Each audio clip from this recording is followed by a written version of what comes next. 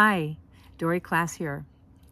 So, to continue with my 5 guiding principles series, I want to talk to you about guiding principle number 3, which is make love the most important thing over doubt, fear, and concern.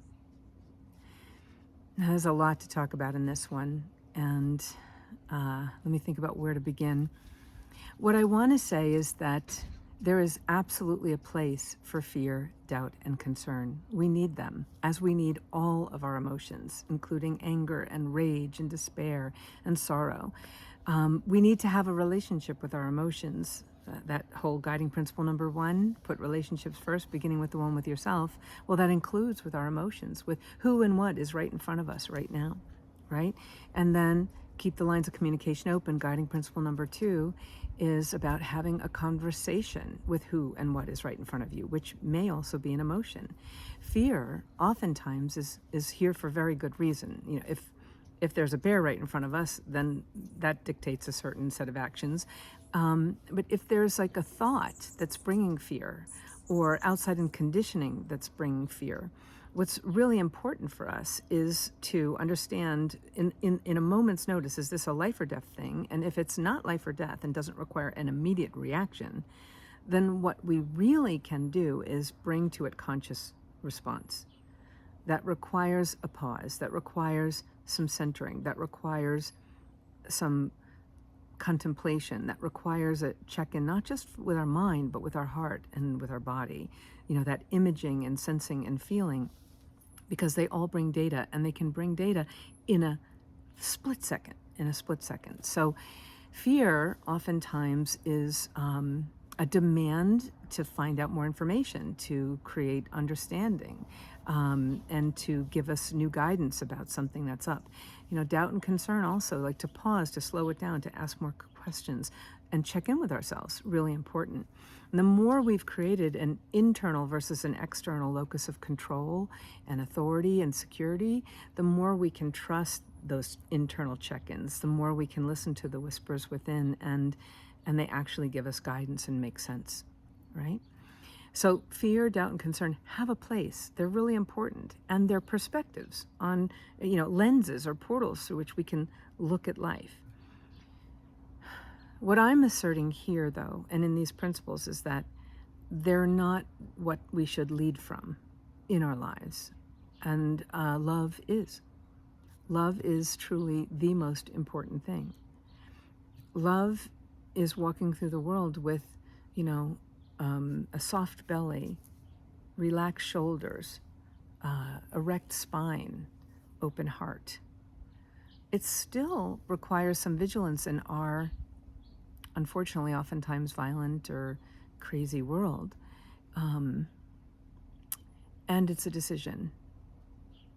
Yeah, it's a decision to begin in love, to assume the best, to ask important questions, to, arguably see God walking in each person, even if you fiercely disagree on so many levels, ideologically, politically, religiously, whatever. It requires something of us to have a relationship with another human being, or with the trees and the flowers and the birds. It requires something of us to have a relationship with them when it's easy, and especially when it's hard or inconvenient.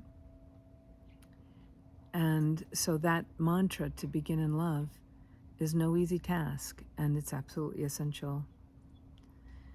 Every morning when I get up, and my feet hit the ground, I have a vow that kind of I concretized or got better to articulating through my mystery school studies. And so when I get up and I pause and my feet hit the ground, and I say, I consecrate my life to saying yes to life, love, and joy, no matter what life brings.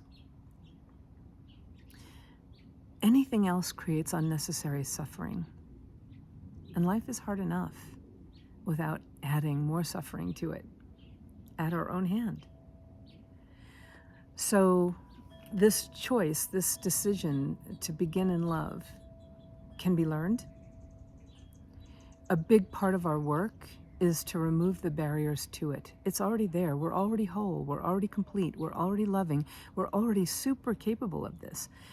However, we've been so deeply conditioned. We've been trained to be fearful, to come from the victim's triangle. And let's be really clear, whether you're in victim mode, persecutor mode, or rescuer mode, those are all victim stances.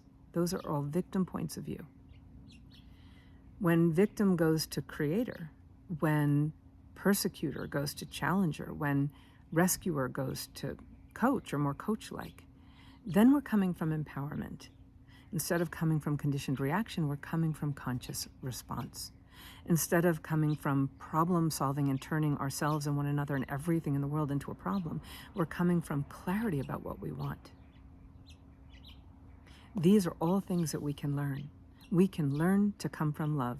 That does not mean we ignore fear, doubt, and concern. That means love's driving the bus first. And that is a decision, that is a choice, and that is something we can learn. Those are muscles we can build. So guiding principle number 1 is put relationships first, beginning with the relationship with yourself. Guiding principle number 2 is keep the lines of communication open and get good at it. And guiding principle number 3, the one we're talking about today, is to begin in love over fear, doubt, and concern. To begin in love.